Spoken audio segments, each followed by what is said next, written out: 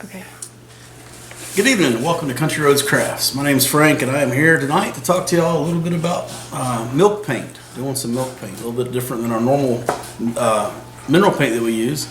But this is milk paint. And so tonight I'm going to paint this nifty little tray, a pretty color, and then later Holly's going to decoupage it once it dries.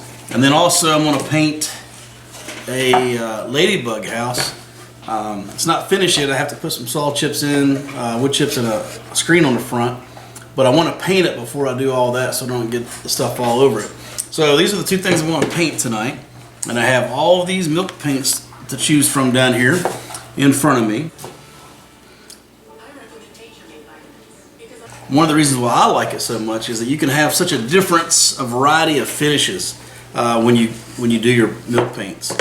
You can actually paint it. I don't have any examples of it, but you can paint with milk paint to get a pretty nice satiny finish like you would expect with a chalk paint, something like that.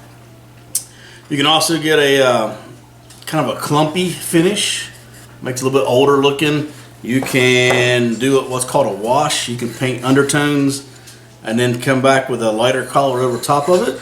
And for doing this, you would mix that over color, the wash color, a little bit wetter than it's recommended, and that would allow it to let some of the under color show through. So that's one way to do it.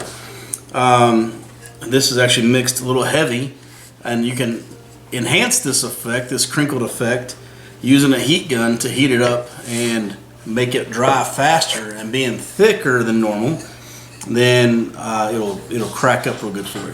Now, this is a good example of that cracked finish that we have here. And on this one, what I've done is I've taken 3 different types of glazes or waxes and put on top of it. And you can see, especially here in the center, where that copper wax got caught in the cracks. And it showed it really well. It shows up really well. You can do that with the antiquing glaze. You can do it with the white wax. You can do it with a black wax if you have a lighter color.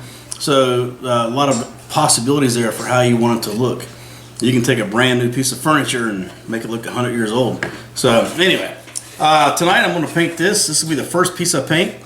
But before I start painting, I'm going to get rid of the sticker on the bottom, because there is a sticker on the bottom. We just bought it, and I can sit there and try to peel it off and try to get most of it and still leave some gum and residue. And if I did that, I would probably have to come back with some kind of a mineral spirits or a solvent that we have from Fusion to get rid of it. But there's an easier way to do that, and that's with a heat gun. I've showed this before, but I'm going to show it again just because it makes it really easy. I'm going to heat that sticker up, get it nice and hot, and I'm going to take my putty knife and I'm just going to take it right off of there. And when you do that, when you're done, no sticker, no fuss, no muss. And so now I'm ready to paint. And so I need to be ready. I need to pick out what kind of paint I want to use. I've already said we're using milk paint. Obviously I'm going to use Fusion milk paint. And so what I think I'm going to use for this one is the Gotham Grey. Good. Hold it up. Hold it up. Gotham Grey.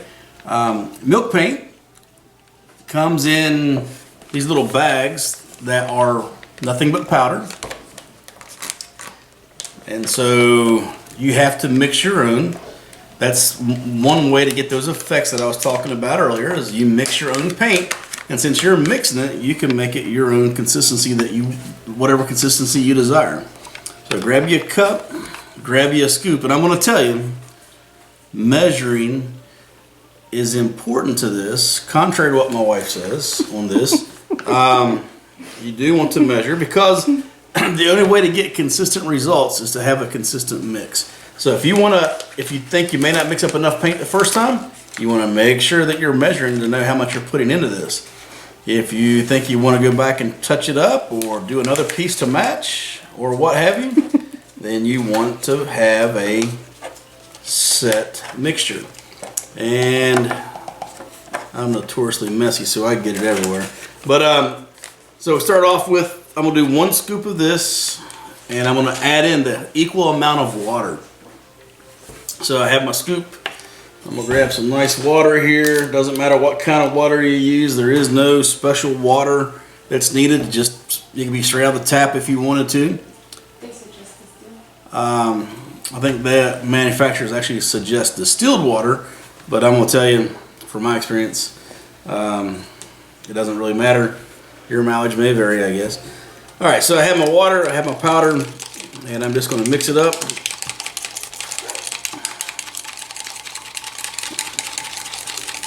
And as I look at that, I know that's not going to be enough. So I'm going to go ahead and add one more scoop and one more thing of water to give me some more mileage here on this.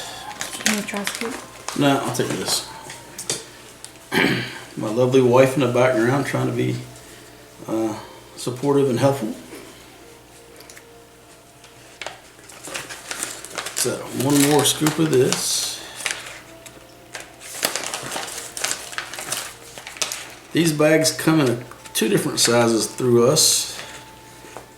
We have these 50 gram or 1.7 ounces, and then also 330 grams or 11.5 ounces. It is manufactured in Canada. That's one reason why a lot of it is you're going to find in grams or ounces or whatever. It takes a little bit of getting used to. For a lot of us American folk who like the standard measurements, the imperial measurements. So, all right, this is going to be good. Now, milk paint is one of the oldest types of paint known to man. It's actually what some of the cave art was done with. Cave paintings was done with a type of milk paint, probably not fusion milk paint, but a type of milk paint. And it's just been handed down and changed through a little bit throughout the year and improved upon. And now we have this right here. So, it is made with milk enzymes, which is kind of important to keep in mind.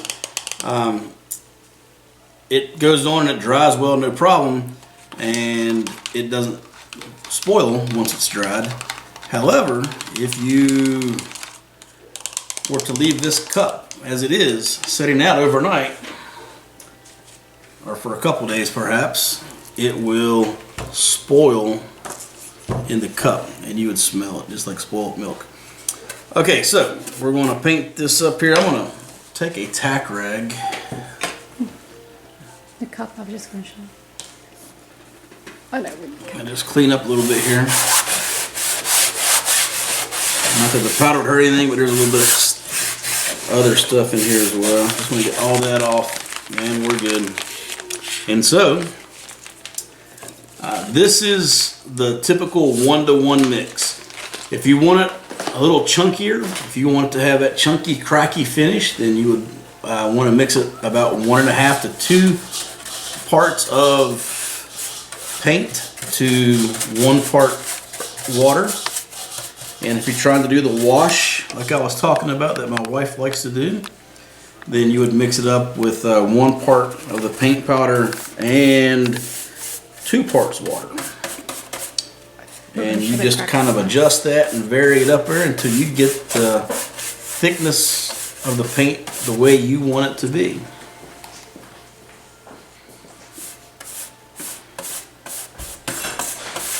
And it goes on nice and easy. If you didn't get it mixed up real well, you may find you have a few clumps in it. And actually, if you're mixing up a lot of it to do a bigger piece of furniture, you actually may want to use a power mixer, a blender, like a little handheld milkshake blenders for making a smoothie or something. You may want to use one of those to help you get it a nice, even mix. If you're not too concerned about having such a smooth finish, then the clumps actually might not bother you at all. And if you're going for the clumpy feel or the clumpy look, then absolutely the clumps aren't going to do anything but help you with that look, so then it doesn't really matter. So.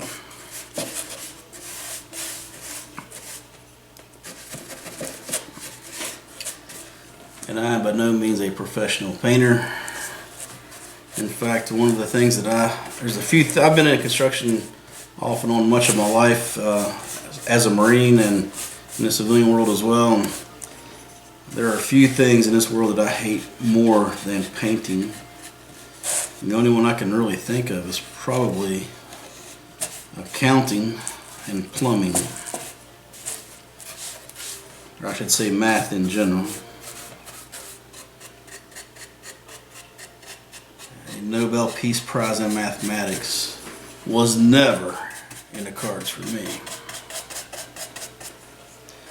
I'm using a handy dandy chip brush. These things are relatively inexpensive. You can find them in various places. Actually, Fusion sells some that has the Fusion name on them, but you can find them in other places as well.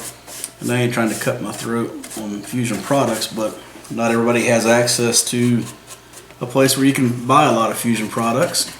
So it depends on what you're trying to do. You can actually find these in other places as well. When you're doing something like this, for me, these types of projects, one of the reasons why I hate painting is I hate cleaning up the brushes, and these little cheap chip brushes makes that easy because I can throw it away instead of have to clean it up. So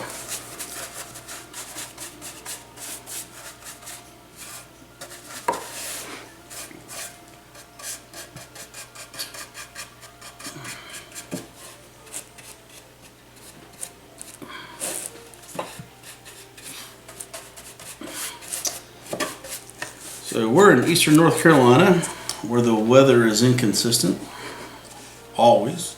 I think tonight it's down in the 30s. A couple days ago, the low was in the 60s at night, with highs in the 70s, almost 80 degrees the other day. And now we're battling the cold weather, which we should be battling. It's wintertime, right? But here in the humidity next to the beach, we're only about 6 miles from Topsail Beach, the humidity can make this cold really just kind of sink into your body, and to me that's not a lot of fun. In my advanced years and rheumatism and all that neat stuff going on in my joints, as my grandma would say.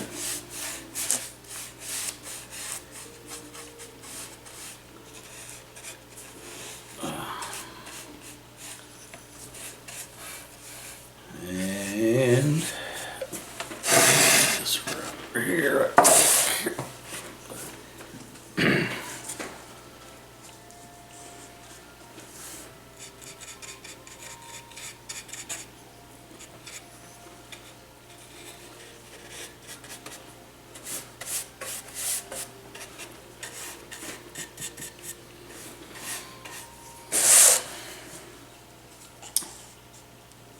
How about them Mountaineers, huh?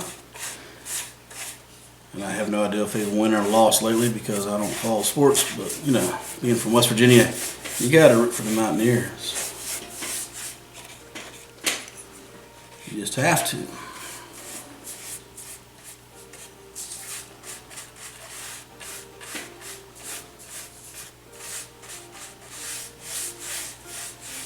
Ironically,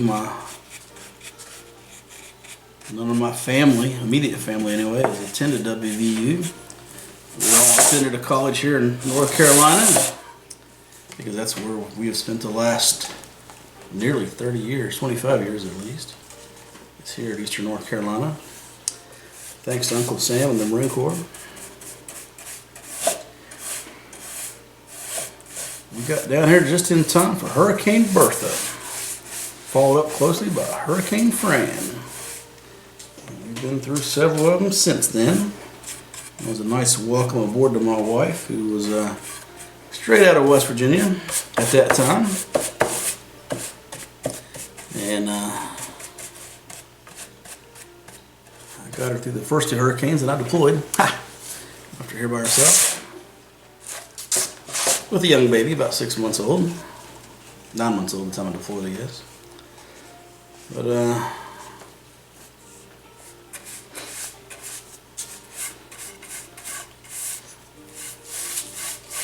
And deployed again right after my son was born. After with 2 babies at that point. One about 2 and one about 4 months. And she survived it. So did I. Alright. So, that is going to do, I believe. One of the problems with milk paint that I have found anyway, and by no means am I an expert, is that especially if you don't get a great mix on it, it will tend to, the waterier parts of it, especially in certain parts of the batch that you're mixing from, or that you're getting your paint from, will tend to run a little bit. And so I like to go back and just kind of brush it a little bit just to make sure the paint's evened out. It is milk paint. It doesn't necessarily self-level that well, depending on how you mix it. So it's important to go back and check all that. And with that being said, I think I'm good on this one. Cool. Now it'll dry and my wife can decoupage it.